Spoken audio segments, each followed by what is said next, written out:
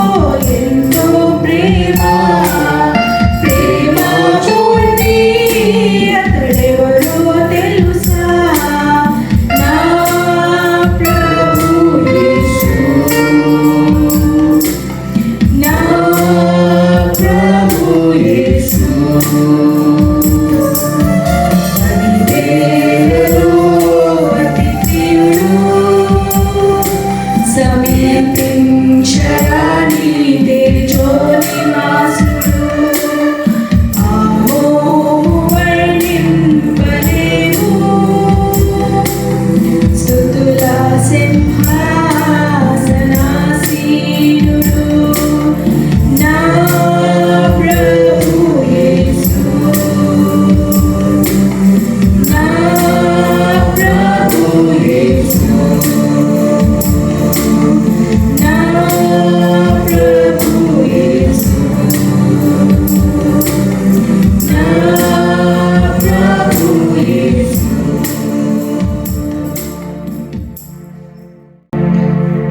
మరి వాక్య భాగంలో వెళ్ళవచ్చిన ప్రభావ మా యొక్క హృదయాన్ని మీ యొక్క వాక్యాన్ని మేము రిసీవ్ చేసుకున్నామని ప్రభావ వినటమే కాకుండా ఆయన మా యొక్క విశ్వాసాన్ని బలపరుచుకొని నాయన మీ యొక్క సన్నిధి నుంచి మేము బయటకు వెళ్ళే విధంగా మమ్మల్ని తృప్తిపరచండి ఆయన నీ వాక్యము మాతో మాట్లాడాలి ఆయన ఈరోజు ప్రభా మాతో మీరు నాయన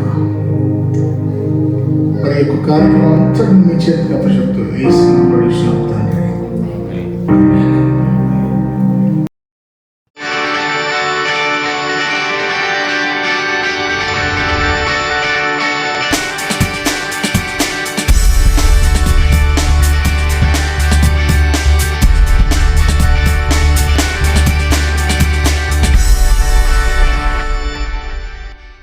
ఈ వారం మనం ప్రార్థన చేయబోయే అంశం మేకర్స్ జనరల్స్. మమ్మల్ని ఔదర్యవంతులుగా చేయి, మమ్మల్ని పాతృత్వం హృదయం గలవారిగా చేయి. యోహాను సువార్తలో ప్రభు అంటాడు కదా, దేవుడు లోకముని ఎంతో ప్రేమించింది. అంటే ఆయన ప్రేమించి ఏం చేశాడు? తన ఒక్కగానొక్క కుమారుని లోకానికి అనుగ్రహించాడు, దారాదత్తం చేశాడు. మరో మాటలో చెప్పాలంటే ఆయన దయావత్వము ఆ ఇచ్చుటలో మనకు చూపించాడు దేవుడు. ఏమే?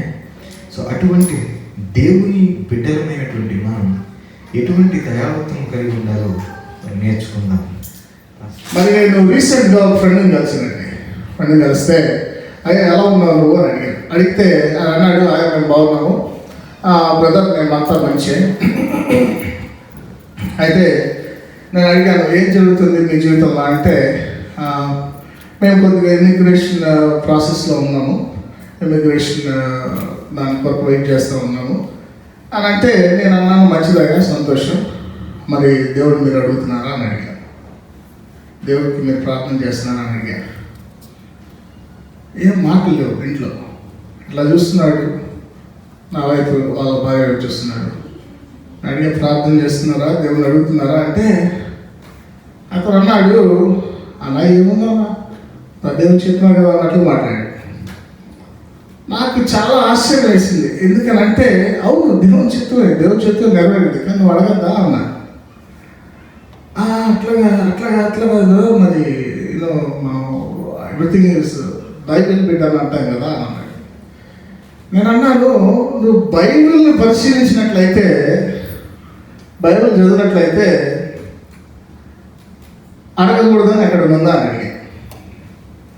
అంటే ఆ కాన్వర్జేషన్లో మేము ఎక్కడ దాకా రీచామంటే, ఏమో బ్రదర్ నాకు తెలియదు అనే దాకా రీచాం. సరే నేను అన్నాను, బైబిల్ పరిశీలిద్దాం ఒకసారి. ఎందుకు అడగాల, ఎలా అడగాల, అడిగే ముందు మనకేం తెలియాలి దేవుడిని అడిగే ముందు. ఎందుకంటే ప్రార్థన అంశం గురించి మాట్లాడుతాం, ఎట్లా ప్రార్థన చేయాలో కూడా ఇలా ఈరోజు మనం ధ్యానిద్దాం నాకున్న సమయంలో. ఎందుకనంటే ప్రార్థన ఎలా చేయడం అనేది చాలా ఇంపార్టెంట్.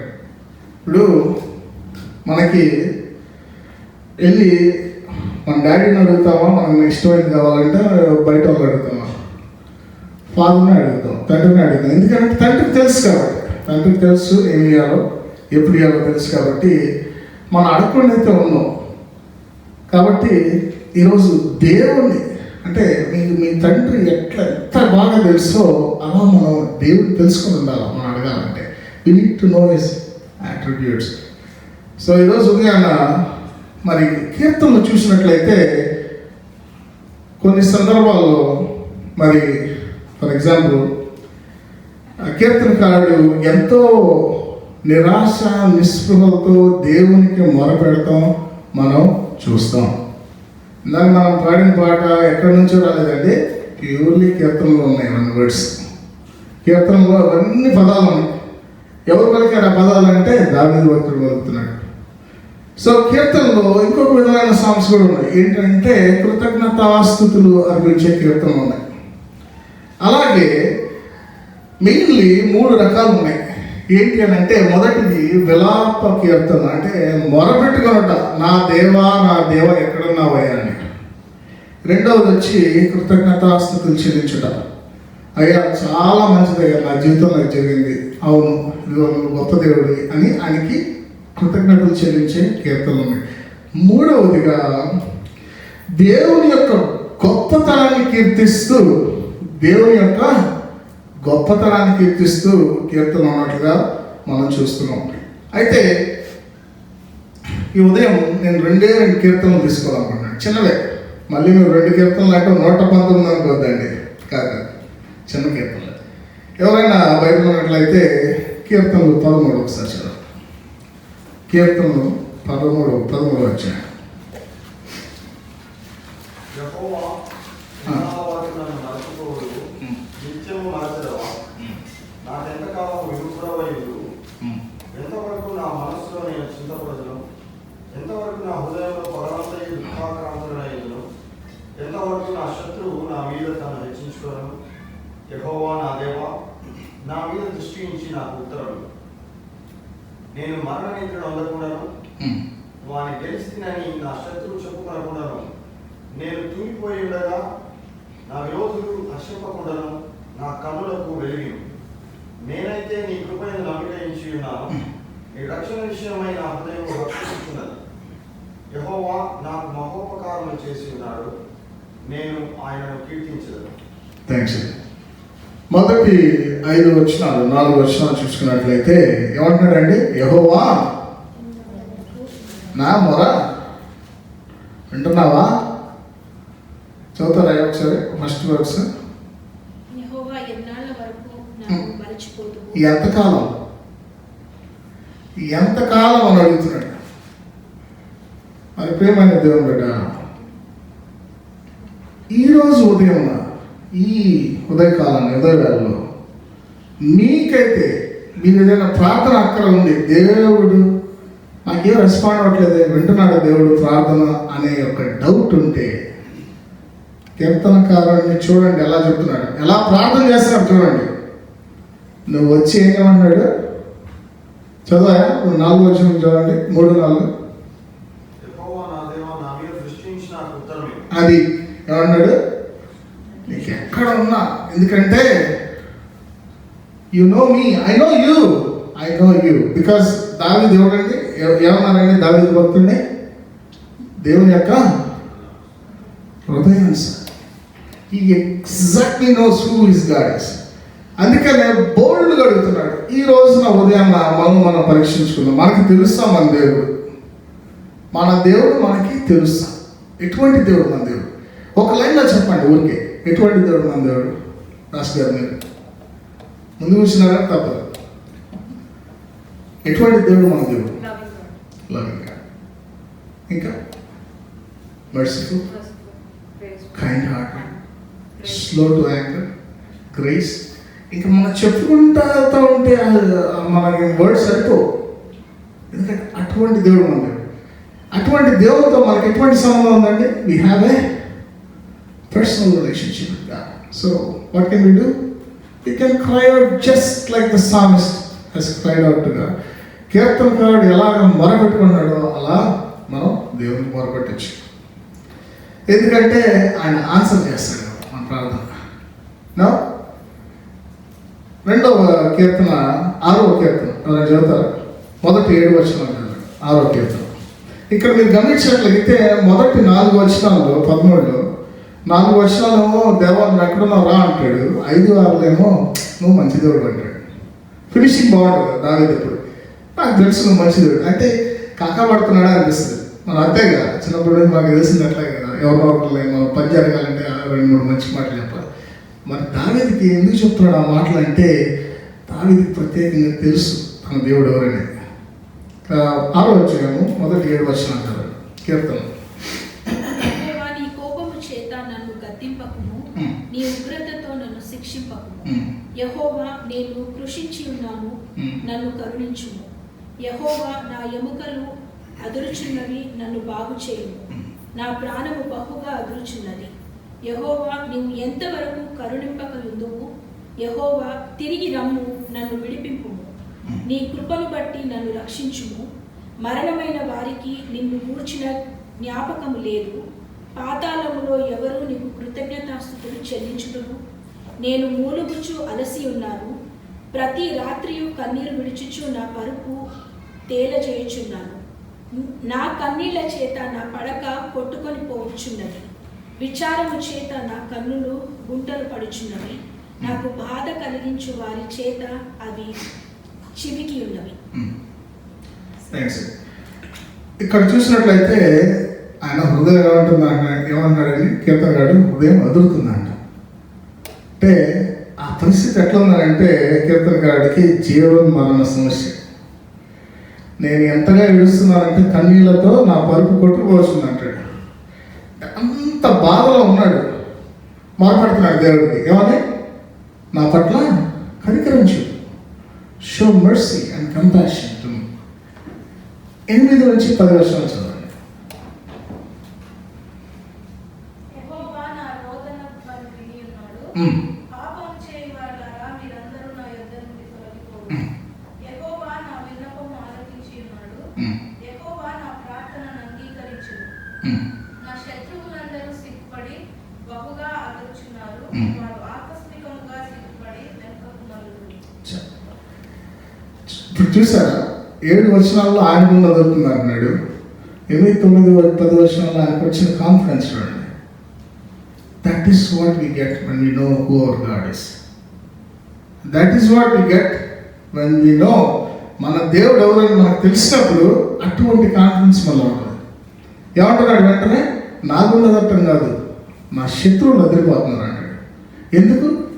నా మొర దేవుడు ఆలకించాడు, నా ప్రార్థన ఆలకించాడు. కాబట్టి ఇప్పటి నుంచి వాళ్ళకి టెన్షన్ ఉంటుంది, నాకు అవసరం లేదు, ఎందుకంటే దేవుడు నా పక్షం ఉన్నాడు కాబట్టి. 2 కీర్తనలు మనం ఈరోజు ఉదయం మనం చదివాం. కొన్ని విషయాలను మనం గమనించినట్లయితే ఈ 2 కీర్తనల్లో 2 చోట్ల కూడా కీర్తనకారుడు ఎంతో నిరాశ నిస్పృహలతో దేవునికి మరి చాలా ఒక విధంగా చెప్పాలంటే ఇబ్బందికరమైన దేవుని ఇబ్బంది పెట్టగలమండి మనం. మరి ఎట్లయితే కీర్తనకారుడు ఎట్లా ఇబ్బంది పెడుతున్నాడు దేవుణ్ణి? మనం అంటాం దేవుని ఇబ్బంది పెట్టలేమంటాం, కానీ కీర్తనకారుడు ఇబ్బంది పెడతాడు దేవుడు. నువ్వు ఇచ్చేది ఏం చేయంటాడు ఇప్పుడు, అంతే, నువ్వు వచ్చి ఇప్పుడు నా సిచ్యువేషన్ ఏదో చేయి నాకు అంటాడు. అయితే కీర్తనకారుడు ఆ యొక్క నిరాశ నిస్పృహల నుంచి ఒక బోల్డ్నెస్తోనే దేవుని ముందుకి రావటం మనం చూసాం. ఎందుకంటే ఆయన చాలా ఆనెస్ట్గా ప్రేయర్ చేస్తాడు. Honesty, that is what we need in our prayers. మనం ప్రేయర్ చేసినప్పుడు ఏం కావాలండి? We have to do it with honesty. అయితే ఈ యొక్క కీర్తనలో మనం చూసినట్టయితే దేవా నా దేవా అని మొరబెట్టుకుంటే ఈ యొక్క విలాప కీర్తనలో ఒకటి గమనించాలి మనం, ఏంటంటే కీర్తనకాడికి ఎగ్జాక్ట్గా తెలుసు దేవుడు ఎలా రియాక్ట్ అవుతాడు. మళ్ళీ అట్లా అని చెప్పి మనం యూజువల్గా మనం పెట్టాం ఏమంటే, నువ్వు యాకోబు వలె పెనుగులాడాలని దేవుడు బ్లెస్ చేసేదాకా అంట. అక్కడ ఆ పెనుగులాటలో చాలా పెయిన్ అనుభవించాడు యాకోబు. చాలామంది అది గమనించాము మనం, అసలు అది చూడము, అది బైపాస్ చేసి మనం కూడా రెస్లింగ్ చేయాలి దేవునితో అంటాం, బ్లెస్సింగ్ పొందేదాకా. అది ఫార్ ఎక్స్ట్రీమ్. అది ఒక ఫార్ ఎక్స్ట్రీమ్. ఇంకో ఫార్ ఎక్స్ట్రీమ్ ఏంటంటే, ఏదైతే ఉంది అంతా దేవుని చిత్తమే, ఏదైనా ఆయన చిత్తం జరుగుతుంది అంటాం. That is fatalistic approach, which means మన చేతిలో ఏం లేదు. అంటే దాని అర్థం ఏంటంటే, ఒక విధంగా చెప్పాలంటే మనం పర్సనల్గా దేవుని తెలిసినప్పుడు మనం అటువంటి యాటిట్యూడ్ కలిగి ఉండకూడదు. ఎందుకు ఏముంది దేవుని చిత్తం నెరవేర్పు చాలా ఈజీ అండి ఇది చెప్పడం, చాలా ఈజీ. ఎందుకంటే కానీ దీనికి ఒక పెద్ద ప్రమాదం ఉంది. ఏంటంటే మన దేవుని తెలుసుకున్న తర్వాత, దేవుని తెలుసుకోవడం మునుపు మనం ఏమంటాం, అంతా ఇక్కడ ఏం రాసి పెట్టుంటే అది జరుగుతాడు. పెద్ద సంబంధం ఉందా, పెద్ద తేడా ఉంది దానికి దీనికి. అంతా దేవుని చెప్తాను, పేరు మారుస్తున్నాం అంతే. ఇలా అనట్లా ఇలా అంటాం, అంతా ఆయన చెప్పాడు. మనం చాలా జాగ్రత్తగా గమనించాలి. ఇక్కడ ఏంటంటే ముందుగా మన దేవుడు ఎవరో మనకు తెలియాలి. ఇక్కడ కీర్తనకారుడికి మొదటగా తన దేవుడు ఎవరో తెలుసు. నిరాశ నిస్పృహలో ఉన్నప్పుడు ఆయన మొరపెట్టినప్పుడు ఆయన వింటాడని ఖచ్చితంగా తెలుసు. అలాగే రెండవదిగా ఏంటంటే కీర్తనకారుడు దేవుని ఎలా చూశాడంటే ఒక రియల్ పర్సన్లా చూశాడు. మనకి చాలా భయం వేస్తుంది రియల్ పర్సన్లా చూడాలంటే. ఎందుకంటే ఆయన దేవుడు, నేను మనిషిని. He is infinite, I'm finite. So there is a difference. నాకు చావు ఉంది, ఆయనకు చావు లేదు. ఆయనకి ఎలా ఉంటాడు. అయితే ఎందుకు నేను ఆ మాట అంటే కీర్తనకారుడు అలా చూడటానికి కారణం ఏంటి అని అంటే, దేవుణ్ణి నీ చిత్తం జరిగించేదేవా అని అప్రోచ్ అవ్వడు కీర్తనకారుడు. ఈ రెండు కీర్తనలు మనం చూసాం. అలా అప్రోచ్ అవ్వడు కీర్తనకారుడు. నేను చదవండి, మీకు కావాలని మళ్ళీ లేదు కూడా అదే అర్థమైంది. అలా అప్రోచ్ కాదు. ఫేటలిస్టిక్ అప్రోచ్ డేవిడ్లో లేదు. ఎందుకు అని అంటే he knows his God. And ఎందుకంటే దేవుని ఒక మనిషిలాగా చూసాడంటే అట్లా మాట్లాడుతున్నాడు. ఆ కాన్వర్జేషన్, ఇప్పుడు నేను పాస్టర్ గోలం గారితో మాట్లాడుతాను అనుకోండి, మనిషికి మధ్య ఎట్లా మాట్లాడుకుంటాం కాన్వర్జేషన్ అంతా కూడా మాకు ఎంత దాకా ఆయన గురించి తెలుసో, ఆయనకి నా గురించి ఎంత తెలుసో అక్కడ దాకా ఉంటుంది కాన్వర్జేషన్. దేవుడు మన గురించి తెలియని ఉంటుంది అంటారా? దేవుడికి మనకే దేవుని గురించి తెలియాలి. మనకి దేవుడికి అన్నీ తెలుసు మన గురించి. అలాగే మూడవదిగా కీర్తనకారుడు చాలా ఓపెన్గా ఉంటాడు దేవుని ముందు, ఓపెన్గా. ఎందుకంటే ఇప్పుడు పాపంలో పడిపోయినప్పుడు బెడ్షీవాతో బిడ్డని అంటాడు, మొరపెడతాడు దేవుడికి, దేవా ప్లీజ్ కాపాడు బిడ్డని, క్షమించు, ఒక్కసారి నుంచి అన్నీ అడుగుతాడు, అన్నీ తెలిసిందని అడుగుతాడు. అయితే దేవుడు తీసేసుకుంటాడు ఆ బిడ్డని. ఏం చేస్తాడండి దావీదు? లేచి మొహం కట్టుకొని తల తోడుకొని వెళ్ళిపోతాడు. ఏమంటాడు? నేనే అవకాశం కలుస్తాను నా కొడుకుని అంటాడు. అంటే కొన్ని ప్రార్థనలు even David knows exactly what he did wrong and what will happen అనేది డేవిడ్ నోస్ అబౌట్ గాడ్. నాలుగవదిగా we notice that God's character and word make a difference for the psalmist. దేవుని యొక్క క్యారెక్టర్ మనకు తెలియాలి, దేవుని యొక్క గుణగణాలు, దేవుని యొక్క యాట్రిబ్యూట్స్ మనం ఎరిగి ఉండాలి. మరి చుట్టుపక్కల మరి అంత తన ఉన్న పరిస్థితులన్నీ సింకింగ్ అయిపోతున్నాయి, చాలా డిస్పేర్లో ఉన్నాడు దావీదు. అయినా సరే ఎలా రెస్పాండ్ అయ్యాడండి ఆ సిచ్యువేషన్స్ చూడాలి. He responded to God in faith and confidence. కరెక్ట్గా చెప్పాలంటే faith and confidence. ఎందుకనంటే that reveals God's character. So మొదటిగా మనం ఏం చెప్తామంటే ఈ 4 కారణాల్లో కీర్తనకారుడికి ఉన్న బోల్డ్నెస్, దేవునికి అప్రోచ్ చేసినప్పుడు, దేవుని మీరు ప్రార్థన చేసినప్పుడు ఎటువంటి ఎలా చేయాలండి? బోల్డ్గా చేయాలి. నాకు ఒక ప్రశ్న వచ్చిందండి. సరే, ఈ సచ్ బోల్డ్నెస్, అట్లాంటి బోల్డ్నెస్ ఇజ్ ఇట్ అప్రాపరేట్ మనం కలిగి ఉండొచ్చు అంటారా? రాజు గారు మీరే నా ముందు ఉంది ఈరోజు, కలిగి ఉండొచ్చు అంటారా?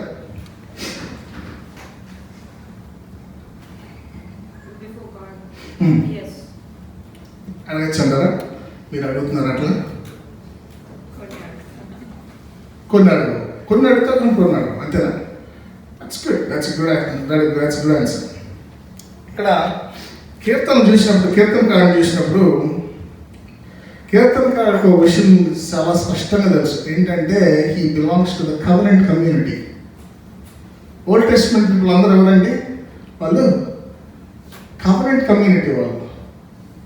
వాళ్ళందరూ కూడా దేవుని చేత ఏరుకోరి ఎంచుకోబడిన జనాంగం వాళ్ళు. కాబట్టి హీ నోస్ ఎగ్జాక్ట్లీ. అండ్ ఆయన తర్వాత ఈ కీర్తనలు ఎవరైతే రచించారో వాళ్ళకు కూడా తెలుసు దేవుడు ఎటువంటి వాడు. Old Testament people know who their God is because they know that they belong to the covenant community. Because of their confidence in God, they know that they are in that community. But what about us? మనసు ఉన్నది ఏంటి? Old testament వాళ్ళకి తెలుసు, మరి మనకు తెలుసా? మీరే మళ్ళీ తెలుసు మనకి. ఎలా అంటే because of our position in Christ. ప్రభువులోని మన యొక్క విశ్వాసం ద్వారా మనకి తెలుసు we're part of that covenant community, we're believers, we're called children of God. So when we know that we are part of the covenant community, what happens next? We have the access to God, just like the psalmist had. కీర్తనకారుడికి ఎట్లయితే access ఉందో దేవునితో, అలాగే మనకు కూడా access ఉంది. కానీ మనం ఆగిపోతాం చోట, అమ్మో ప్రార్థన చేయొచ్చు కానీ దేవుని చిత్తం లేనట్టు. దాన్ని కూడా మనం పరిశీలిద్దాం ఈరోజు పొద్దున. తర్వాత కీర్తనకారుడి యొక్క ప్రార్థనలో మీరు గమనించినట్లయితే ఈ 2 కీర్తనలో పర్సిస్టెంట్ కంటిన్యూస్గా పర్సువేట్ చేస్తాడు. ఏమని? ఏదో చెయ్యి వచ్చి నాకేదో చేయి, నా కండిషన్ మార్చికరా, నా కండిషన్ మార్చికరా అన్నాడు. ఒకసారి ఆలోచించండి, దేవా నీ చిత్తం నెరవేరితే చాలు అని అనొచ్చు దావీదు గారు. ఎందుకంటున్నాడు? కిందకు వచ్చి ఏదో వచ్చి నా కండిషన్ బాగు చేయాలని ఎందుకు అంటున్నాడు? ఇందాక మనం చెప్పుకున్నాం ఏమని? దావీదుకి ఆయన దేవుడు ఎవరో తెలుసు. అయితే మనం యేసుక్రీస్తులో ఉన్న మనకు తెలుసు మనం కూడా కమ్యూనిటీ కమ్యూనిటీకి చెందిన వారని. కానీ మనం ఎందుకు ఆగిపోతాము అని అంటే ఒక చిక్కు వచ్చి పడింది మనకి. ఏంటయ్యా అంటే దేవుడు మనకు ప్రార్థన ఎలా నేర్పించాడండి? మత్తయి 6:4 దేవా అమ్మ చెప్పాలి బయట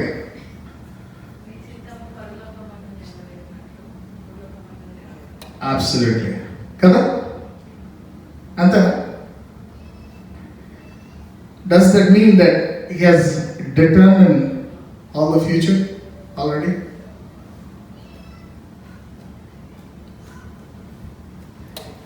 ఎందుకంటే మనం బైబిల్ని కేర్ఫుల్గా స్టడీ చేసినప్పుడు మనం ఒకటి అర్థమవుతుంది. ఏంటంటే in many cases God left the future open. As I have to say, not many cases, most of the cases. మీరు బైబిల్ మీరు చూడండి, ఏంటి నేను ఇలా చూడలేదు అనుకుంటారు. అరే నిజమే, ఏంటి ఫ్యూచర్ ఓపెన్ అన్నాడా? ఫ్యూచర్ అవును ఓపెన్ చేసాం. ఎందుకంటే కొన్నిసార్లు when we pray thy will be done, we are recognizing that God may have already determined what will happen. దేవుడు ఆల్రెడీ ఫిక్స్ చేశాడు ఇదే జరిగింది కాబట్టి ఆయన చెప్పారని ప్రార్థన చేస్తున్నాము. But we must not assume that he has. Why? Because the future is open. God waits on us, he observes us. Is he asking? But does he expect us to ask? We'll find out. God wants to know our specific desires and perhaps teach us dependence on him. ఆయన మీద ఆధారపడి ఉండటానికి ఇష్టపడతాడు మమ్మల్ని. లేదంటే మనం ఇంకొక example కూడా ఉంది, చక్కని ఎగ్జాంపుల్. ఏంటంటే అది ఆయన చిత్తం కాకపోతే ఆయన బయలుపరుస్తాడు. మంచి ఎగ్జాంపుల్ ఒకటి చెప్పండి, ఎలా బయలుపరిచాడు? ఓకేనా? పౌలు అడుగుతాడు, ముళ్ళు దీ అని 3 సార్లు అడుగుతాడు పెయింట్లో. ఏమన్నాడు ఆయన? తీసాడా? ఎస్ అన్నాడా? నో అన్నాడా? No. He said no. If it's a no, he communicates. He communicates to us if it's a no. The Bible teaches us that God is sovereign and unchanging. బాగా ఆలోచన మీరు చాలా పెద్ద స్టడీ అనుకోండి ఈరోజు. ఏంటి బ్రదర్ ఇట్లా చెప్తున్నాను, కానీ నేను I want everyone to learn. Next time మీరు ప్రేయర్ చేసినప్పుడు మీ ప్రిన్సిపల్స్ తెలుసుకొని ప్రార్థన చేయాలని నేను కోరుకుంటున్నాను. Bible teachers us that God is sovereign and unchanging. ఇప్పుడు దేవుడు అన్ని విషయాల్ని ఆల్రెడీ డిటర్మిన్ చేస్తున్నట్లయితే అడ్వాన్స్గా ఎందుకు మనం ప్రేయర్ చేయడానికి? కానీ ప్రభు కమాండ్ చేశాడు మనం ప్రార్థన చేయడం కదా. ఏంటిదంతా? ఓల్డ్ టెస్ట్మెంట్ ఏమో ఎలా ఉంది, న్యూ టెస్ట్మెంట్ ఏమో ఎలా ఉంది, దేన్ని మనం ఫాలో అవ్వాలా అనేది మనం ఈరోజు అర్థం చేసుకున్నాం. There are times in history when God issues an unconditional decree to men which will never change. ఎప్పుడండి? ఒకసారి ఎవరైనా మొదటి సమయం 15:27-29 చదువుతారు. ఒకసారి ఆయన నెవర్ చేంజ్ అని అన్నాడంటే మీరు ఎంత బెగ్గింగ్ చేసినా ఏం అడిగినా కూడా అది will not come to you.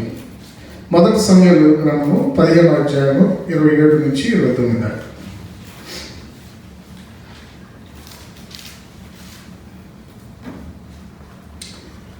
మీకు తెలుసు కదా, నేను చదివితే చాలు వెంటనే తీస్తాను.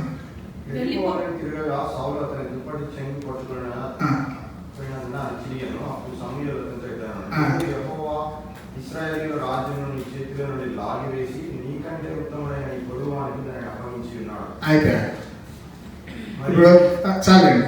ఇప్పుడు ఏదో వాట్సాప్ గ్రూప్లో వస్తాడు అయిపోయా అంటూ ఉంటాడు ఒక స్వామీజీ గారు. అట్లా అయిపోయింది. ఒకసారి వెళ్ళిపోయిందంటే వెళ్ళిపోయింది. కానీ దేవుడు చెప్తున్నాడు, క్లియర్గా చెప్తున్నాడు ఏమనంటే ఇక నీ కథ అయిపోయింది. కథ ఏమో మార్చుకున్నాడు దేవుడు తన ఆలోచన లేదు. అలాగే ఎక్సోడస్లో చూస్తే, ఎక్సోడస్ 32 చూస్తే ఇంత మూర్ఖులను నేను ఎంచుకున్నానా, వీళ్ళందరినీ తీసేస్తాను, నీ ద్వారా ఒక దేశాన్ని ఒక జనాంగాన్ని నేను క్రియేట్ చేస్తా అంటాడు మోషేతో. కానీ మోషే ఏమంటాడు?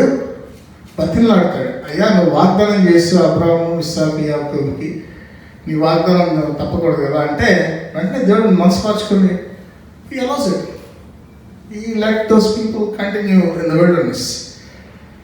సో దీని యొక్క అర్థం ఏంటంటే the ball is in not God's court, it's in our court. The ball is in our court. In many cases దేవుని యొక్క నిర్ణయాలు ఎలా ఉంటాయంటే accommodate our prayers and responses, how we respond to certain situations. మనకి దేవుడు ఏదైతే ఆయన చిత్తం ఏదో మనకు తెలియనప్పుడు మనం ఏం చేయాలండి? దేవుడి చిత్తం నెరవేరుతాం మనకు తెలుసు, కానీ మనం ప్రార్థన చేయకుండా అడగకుండా ఉండాలా? అడగాల. అడిగినప్పుడు ఇప్పుడు నిన్ననే పట్టణాన్ని తీసేస్తాను దేవుడు, వాళ్ళు రిపెంట్ అవుతారు, వాళ్ళు పశ్చాత్తాపడతారు. ఏమేం చేస్తాడని తర్వాత వచ్చేస్తారు దేవుడు. So we have to understand one thing, that there is no, I mean like it depends. I mean like ఇప్పుడు unconditional degree, not every declaration of God is un unconditional degree. మనం అది అర్థం చేసుకోవాలి. ఈ స్టేట్మెంట్ గుర్తుపెట్టుకోండి. దేవుడు చెప్పే ప్రతి మాట కూడా అది అన్కండిషనల్ డిగ్రీ కాదు. మీరు బైబిల్ చదివితే మీకు అర్థమవుతుంది. ఏదో ఇది థియాలజీ చెప్తున్నాడు అనుకోవద్దండి, చాలా సింపుల్ వర్డ్స్ చెప్తున్నా. ఎందుకంటే బైబిల్ చదివినప్పుడు మనకు అర్థమైంది ఇదే. ఇక్కడ కీర్తనకారుడి ప్రార్థనలో మనం ఆనెస్టీ చూస్తున్నాం దేవుని ఎదుట. నిజంగా is it really appropriate to pray like that? అంత ఆనెస్టీ మనం చేయగలం దేవుని చేయొచ్చా? ఇప్పుడు మనం ఒకటి చూస్తాం, దేవుని చెప్తాం అని అంటాం, ఫేట్లిస్ట్కి ఉండకూడదు. మరి అంత ఆనెస్ట్గా తన గట్టంతా వదిలేస్తాడు దేవుడు. నాకు ఎట్లయితుంది అన్నీ చెప్తాడు దేవుడు, ఏదో ఒకటి చేయంటాడు వచ్చి. అలా మనం చేయగలమా? కీర్తనకారుడు ప్రార్థించినట్లు మనం ప్రార్థించగలమా? అది బాటం లైన్. అయితే అలా మనం అన్ని చెప్పుకుంటా పోతే యాకోబు 1:2 మాట అంటాడు, కన్సిడర్ ఇట్ ప్యూర్ జాయ్ అంటాడు సఫరింగ్లో ఉన్నప్పుడు. మరి ఈ దావీదు కీర్తనకారుడేమో సఫరింగ్లో ఉన్నాను ఊరికే ఉన్నట్లా మొరపెడుతున్నాడు దేవుడికి, ఏదో ఒకటి చేయాలంటున్నాడు వచ్చి.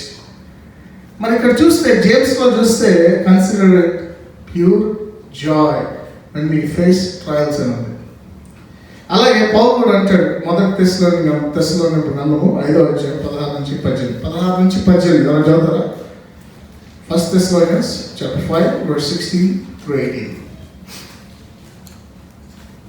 అన్ని విషయాల్లో కృతజ్ఞతాస్తుతులు చెల్లించుడి అని అంటాడు కదా.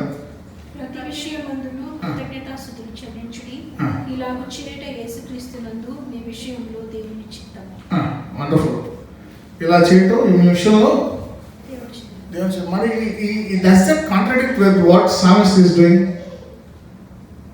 కీర్తనకారుడి యొక్క ప్రార్థన కాంట్రాడిక్ట్ చేస్తుందా? If you take it to the face value you will understand few things here. Yakobu Paulu యొక్క మాటలు మనం పరిశీలించినప్పుడు ఒకటి అర్థమవుతుంది. ఏంటంటే వారు సర్టన్ సిచ్యువేషన్ కొరకు ఎంఫసైజ్ చేస్తున్నారు.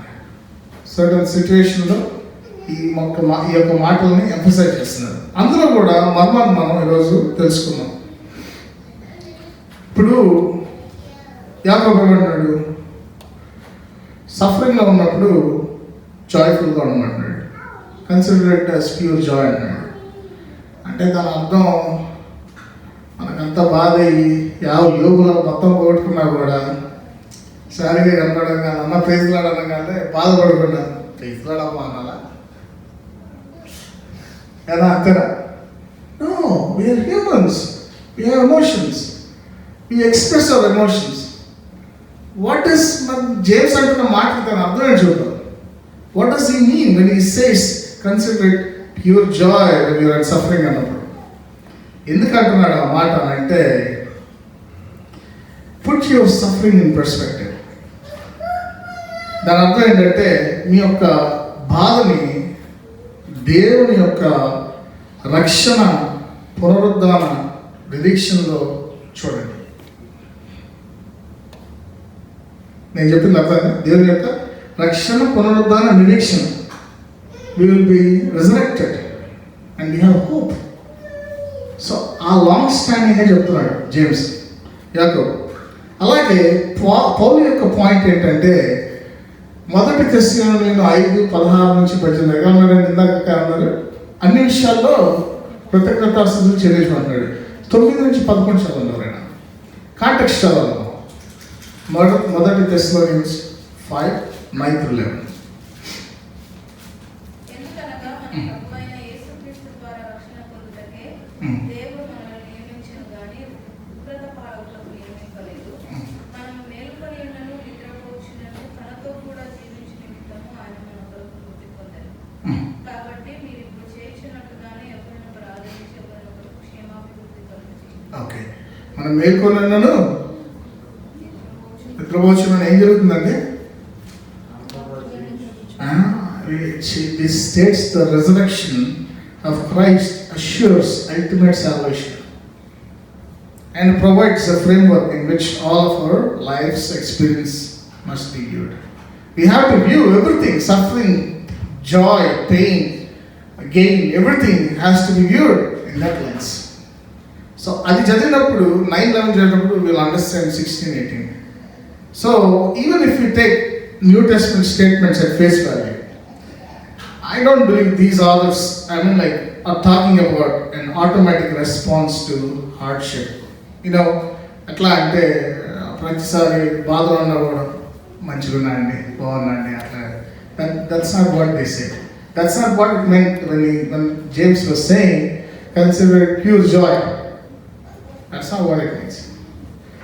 So, moving forward, in actuality, rising above difficult circumstances is more of a process than an immediate response.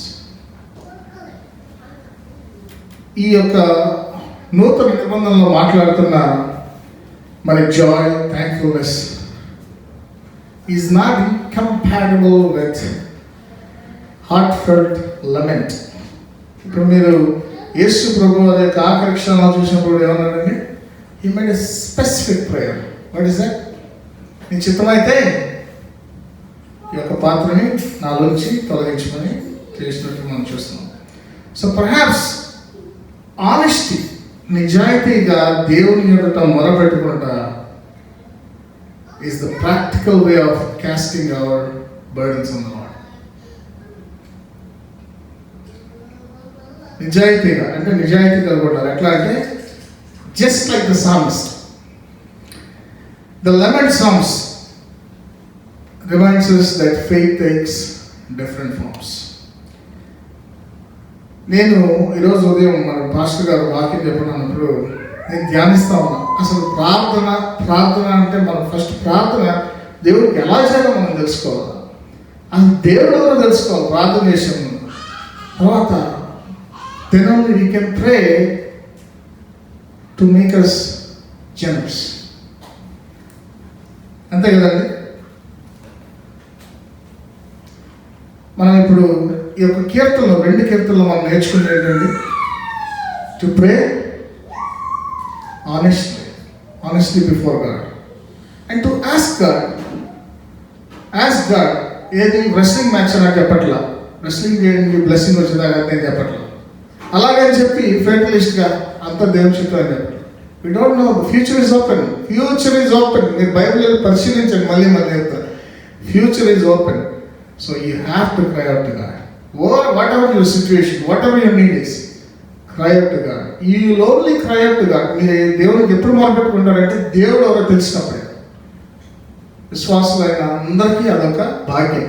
మనం వాక్యం ద్వారా దేవుడు ఎవరో తెలుసుకున్నప్పుడు మనం దేవుని బోల్డ్గా అడగాలి. నాకున్న సమయంలో ఫైనల్గా we come to our topic of today. Perspective.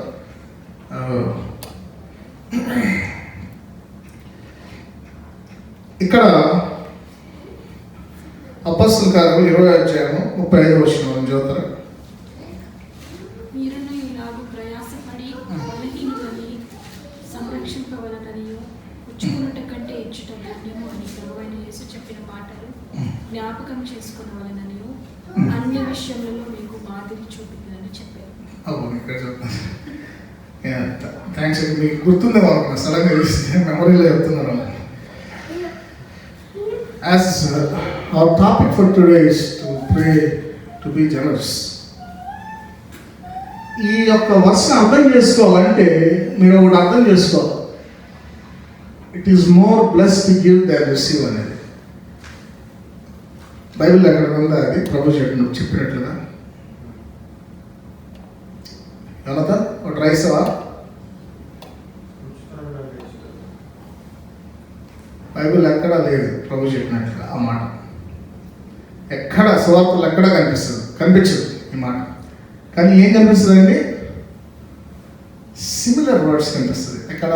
నేను లాస్ట్ టైం మన ఐజాక్ గ్రాడ్యుయేషన్ అప్పుడు చెప్పాను. మాథ్యూ 10:8 108 పెట్టు బాబు ఒకసారి. మత్తయి 10:8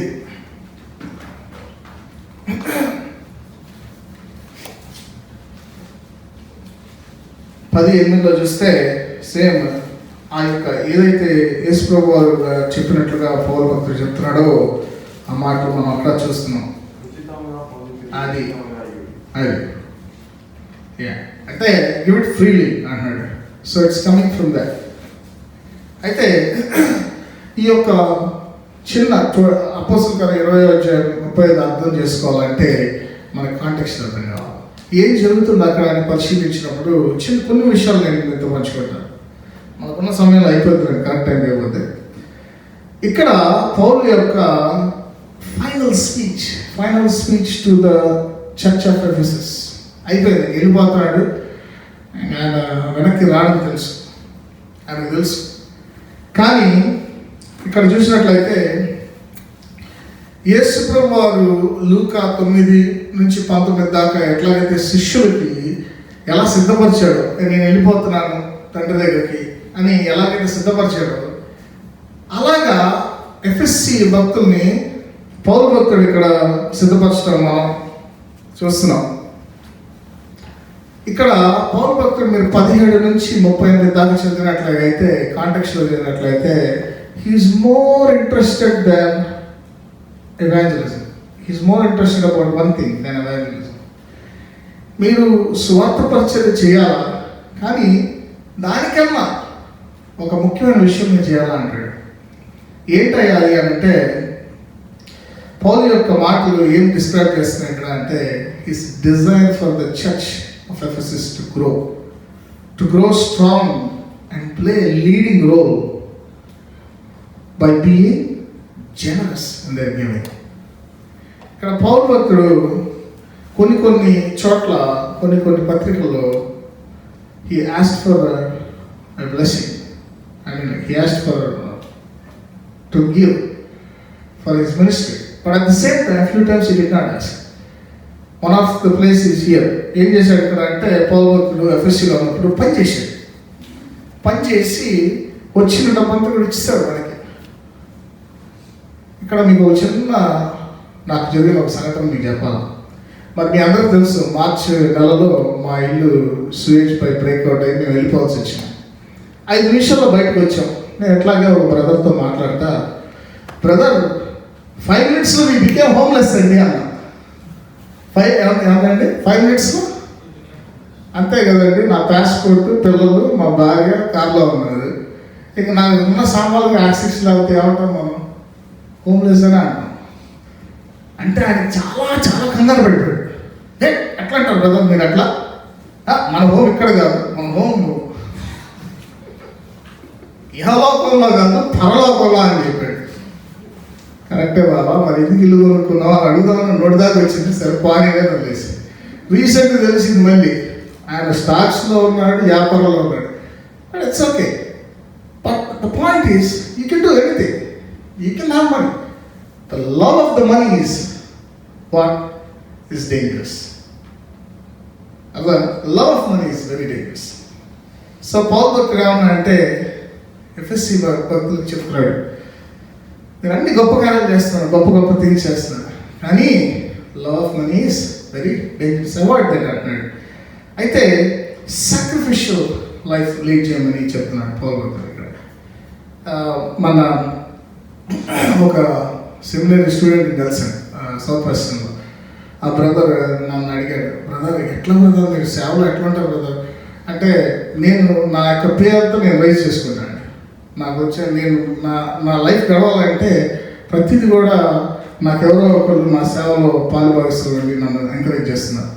అది నేను చెప్పినప్పుడు ఆయన అన్నాడు, టక్ పేపర్ తీసుకున్నాడు, టక్ 50 పేర్లు రాశాడు. 50 పేర్లు రాసి అన్న వీళ్ళిస్తారు అని. నేను కంగారు పడ్డా. కొంచెంసేపు ఆగి, బాబు ఒక్క నిమిషం ఎలా జరిగిందో నేను చెప్తాను. నేను 50 మందిలో నీకు రెస్పాండ్ అయ్యేది 30 మందిలో 10 మంది ఇప్పుడు కాదు 2 months తర్వాత అన్నమాట. ఆ 20 మందిలో 10 మంది నాకు ఫోన్ చేయంటారు. ఆ 10 మందిలో 5 మంది సాక్రిఫిషియల్కి ఇస్తారు, ఇంకొక 5 మంది మనం చెప్పేది వినకుండా చెక్ రాస్తారు అన్న. అది నిజం జరిగింది నాకు. ఎందుకంటే మినిస్ట్రీ వింటానికి కూడా టైం లేదు, వాళ్ళకి ఏం జరుగుతుందో కూడా టైం లేదు. నేను అదే అంట, దేవుని యొక్క కార్యంలో మనం పాత్రలు కావాలంటే it's not like writing a check, you have to own it. నేను ఇందులో పార్ట్ అని నేను తెలుసుకో, ఏదో రహస్యం వాళ్ళు అక్కడెక్కడో వాళ్ళ చివరిలో వాళ్ళ దూరంలో ఉన్నారు, వాళ్ళకి వెళ్ళిపోదు అట్లా కాదు. వీ మస్ట్ యాక్టివ్లీ ప్రే. మీకు లీడింగ్ ఉంటేనే పార్ట్నర్ అవ్వాలి. లీడింగ్ ఉంటేనే, ఏదో సిచ్యువేషన్ వచ్చింది కాబట్టి మనం చెక్ రాయాలి, అసలు అది నేను అనడానికి చాలా వ్యతిరేకంగా. ఎందుకంటే దేవుని ప్రార్థన చేసినప్పుడు దేవుడు నడిపిస్తాడు. నడిపించిన కమిట్మెంట్ ఎలా ఉంటుందంటే, దేవుని వైపు చూస్తాం, మనిషి వైపు చూడం, మనం జరిగే వర్క్ వైపు చూడం, దేవుని వైపు చూస్తాం, దేవునికి ఇస్తాం అనే ఆ యొక్క తృప్తి మనం ఉంటుంది. సో ఇక్కడ పౌలు భక్తుడు ఏం చెప్తున్నాడంటే 17 నుంచి 25 వర్షాలు చూసినట్లయితే పౌలు భక్తుడు ఒక ఎగ్జాంపుల్ లీడ్ చేశాడు. ఏమని, ఎట్లా అంటే, పని చేస్తా తనకున్నదంతయు అక్కడ వారికి, అంటే ఇట్ వాస్ ఫ్రీలీ గివింగ్. అలాగే 26 నుంచి 28 వర్షం చూసినట్లయితే ఒక మాట అంటాడు, I have completed my responsibilities to the efficient believers. ఆ మాటలో అర్థం ఏంటంటే, నేను అన్నీ చెప్పాను, మీకు కావాల్సినంతే చెప్పాను, స్వార్థ చెప్పాను, ఎలా జీవించాలో చెప్పాను, జాగ్రత్తగా ఉండండి. ఫాల్స్ టీచర్స్ వస్తారు. ఎట్లా వస్తారంటే తోడేలాగా వస్తారు, వాళ్ళు జాగ్రత్తగా ఉండండి. కాబట్టి వారిని గమనించుకుంటూ నేను చెప్పిన వాక్యాన్ని మీరు మీ హృదయాల్లో పెట్టుకొని మీరు జీవించండి అని ఎఫ్ఎస్సి భక్తులకి మరి పౌలు చెప్పడం మనకి చూస్తున్నాం. 33 నుంచి 35 వర్షాలు చూసినట్లయితే Paul is concluding his speech by sharing his faithfulness again. ఎలా అంటే he did not covet for money or clothes while he is there with them. ఆశపడలేదు, డబ్బుల గురించి కానీ బట్టల గురించి కానీ దేని గురించి ఆశపడలేదు. కేవలం సేవ చేస్తా అతను పని చేస్తున్నా వచ్చినప్పుడు కూడా మళ్ళీ సేవకి ఇచ్చేటట్టుగా మనం ఇక్కడ చక్కగా చూస్తున్నాం. ఈ ఫైనల్ వర్డ్స్ ఏవైతే ఉన్నాయో 33 నుంచి 35 దాకా చదువుతారా? అపోస్తలుల కార్యాలు 20వ అధ్యాయం 33 నుంచి 35. ఎవరి వెండినైనను బంగారమునైనను వస్త్రములనైనను నేను ఆశింపలేదు. నా అవసరముల నిమిత్తమును నాతో ఉన్న వారి నిమిత్తమును ఈ నా చేతులు కష్టపడలేవని నీకే తెలియదు. మీరును ఈలాగు ప్రయాసపడి బలహీనులను సంరక్షింపవలెననియు పుచ్చుకొనుట కంటే ఇచ్చిన ధన్యము అని ప్రభువైన యేసు చెప్పిన మాటలు జ్ఞాపకం చేసుకునవలెననియు అన్ని విషయములలో మీకు మాదిరి చూపించదని చెప్పారు. పౌలు భక్తుడు ఏం చేశాడంటే ఏం ఆశించకుండా ఎవరికి భారంగా లేడంట. భారంగా లేకుండా he was never greedy, but he always served and took care of himself. ఇక్కడ పౌలు భక్తుడు ఒక బ్లెస్సింగ్ చెప్తున్నాడు ఫైనల్గా. ఏంటంటే పుచ్చుకోండు కంటే ఇచ్చుట ధన్యం అని చెప్తున్నాడు. Love of money is something we all should avoid. Finally, Paul concludes and prays. మోకాళ్ళు వేసి ప్రార్థన చేసి హత్తుకొని గుడ్ బై కిస్ ఇచ్చినట్టుగా మనం ఇక్కడ చూస్తాం. అది మనం చేయలేము, ఇప్పుడు కరోనా కాబట్టి మన దగ్గరికి వెళ్ళాము.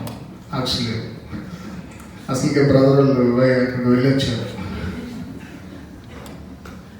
అంటే నేను ఎందుకు ఇది ప్రత్యేకంగా చెప్పానంటే పౌల్కి ఎగ్జాక్ట్గా తెలిసిన మరణం వచ్చేసింది. My time has come, I'm not coming back to this church. I want this church to flourish through giving. I want the church to flourish through evangelism. Evangelize and give. That's what he's finally commanding them. ఎలాగైతే పౌలు తన final మెసేజ్లో FSC చర్చ్కి ఎలాగైతే చెప్పాడో, pray to be generous, giving is more, giving is better then expecting. So this morning as I conclude, correct time రాబోసానండి, I request all of you to pray like the psalmist. ఎట్లాంటి pray like the psalmist. ఎలా ప్రార్థన చేశాడు psalmist? Honest and thank you Surina. I hope everyone got that. మీరా ఏమో మాస్కులు పెట్టుకుంటున్నారు, ఎవరు మాట్లాడుతున్నారు అర్థం కాదు, ఏదో వాయిస్ వస్తున్నారు అర్థమవుతుంది ఇక్కడ నుంచి. So I request all of us to pray like the psalmist did. మీరు అడగండి, దేవుని తెలుసుకోండి. అడిగాము దేవుని తెలుసుకోండి. ఎవరో దేవుడు తెలుసుకోండి. ఫస్ట్ దేవుని యొక్క గుణగణాలు తెలుసుకోండి. తర్వాత ఆయన దగ్గరికి వెళ్ళి మీరు మొరపెట్టుకోండి. ఆనెస్ట్గా, బోల్డ్గా ప్రార్థన చేయండి. వీళ్ళు దేవుని ముందుకెళ్ళి. అలాగే పౌలు భక్తుడు ఎలా జీవించాడు, ఎంత జనరస్గా జీవించాడంటే పౌలు భక్తుడు సంపాదించిన ప్రతిదీ కూడా just give it back to the Ephesian church. So I want everyone, as we all know how the situation in India is, I encourage everyone to pray for India and be generous in every effort to reach the poor and needy believers in India. Let's pray.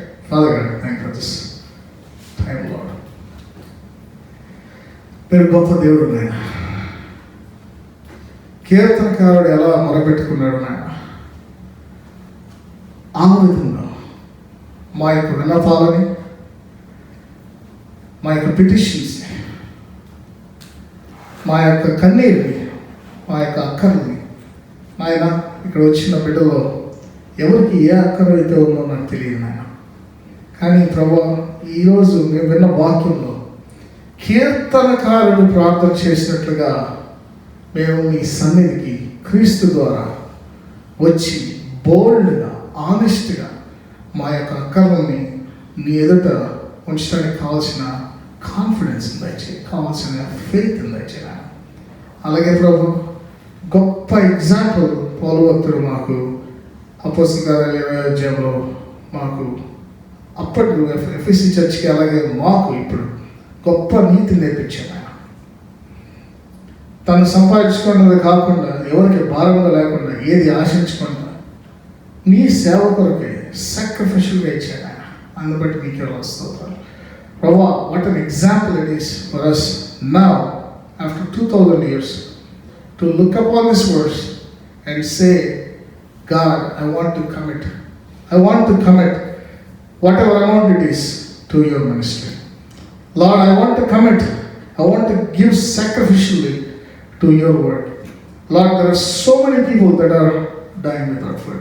There are so many people that are in need now. Lord, help us.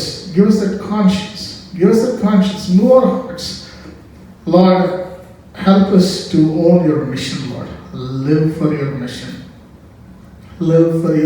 Lord. Lord, you have commanded us to go make disciples, Lord. Help us, use us. We might think that నాకు ఇది అవదేమో అని అనుకోవచ్చు నాయన, కానీ ప్రభా మా యొక్క neighbours, మా కోవర్కర్స్ ఎవరైతే ఉన్నారో అన్యులు ప్రభా మాకు కాన్ఫిడెన్స్ దయచేయండి, మా యొక్క సాక్ష్యాన్ని వాళ్ళతో పంచుకున్నాను ప్రభా. అనేక మందితో మరి ఈ యొక్క సమ్మర్లో స్టూడెంట్స్, అంజలైన్ స్టూడెంట్స్ అనేక మందితో నేను మా బ్రదర్స్ బట్టి నేను చేసిన సాక్ష్యాన్ని నేను పంచుకున్నాను నాయన. మీరు ఎవరైతే ఆ యొక్క సాక్ష్యాన్ని విన్నారో వారి హృదయాల్లో మీ యొక్క కార్యాన్ని జరిగించిన ఆయన ప్రభా. అలాగే ఇక్కడ ఉన్న ప్రతి ఒక్కరు కూడా ఆ యొక్క భారాన్ని దయచేయన, మీ యొక్క మిషన్ పట్ల భారాన్ని దయచేయన ఆయన. ఈ యొక్క ఉదయాన మమ్మల్ని అందరినీ ఇక్కడ తీసుకొచ్చిన దాన్ని బట్టి మీకు ఎలా వస్తుంది ప్రభా. మరి ఇక్కడ నుంచి మేము వెలిసిందిగా బయటకు వెళ్ళి వచ్చిందిగా నాయన, ఈ వారం అంతట్లో కూడా మా తలంపులన్నీ కూడా మీ యొక్క మిషన్ మీద, not just this week lord. Lord, change our hearts this morning. Lord, I cry out to you. Transform our hearts. అవునాయన, నేను నీకు మొరపెట్టుకున్నాను నాయన, ఈ సంఘంతో మొరపెట్టుకున్నాను నాయన. మా యొక్క హృదయాలను మార్చనాయన, మా యొక్క హృదయాలను కదిలించనాయన. నీ యొక్క మిషన్ పట్ల మాకు ఒక భారాన్ని దయచేయనాయన ప్రభా. ఈ యొక్క సమయాన్ని నాకు దయచేసినందుకు బట్టి మీకు ఎలా వస్తుందో నాయన. ఈ సంఘాన్ని ఇంకా బలంగా అభివృద్ధిపరిచి అనేక విధాలుగా మీ యొక్క సువార్త వ్యాప్తిలో వాడుకున్నాను. ఇక్కడ వచ్చిన ప్రతి బిడ్డను పేరు దీవించినాను. రాలేని బిడ్డను కూడా గుర్తు చేసుకున్నాను. వారందరూ కూడా దీవించి ఆశీర్వదించింది. ఏ స్నామం నడుచున్నాను.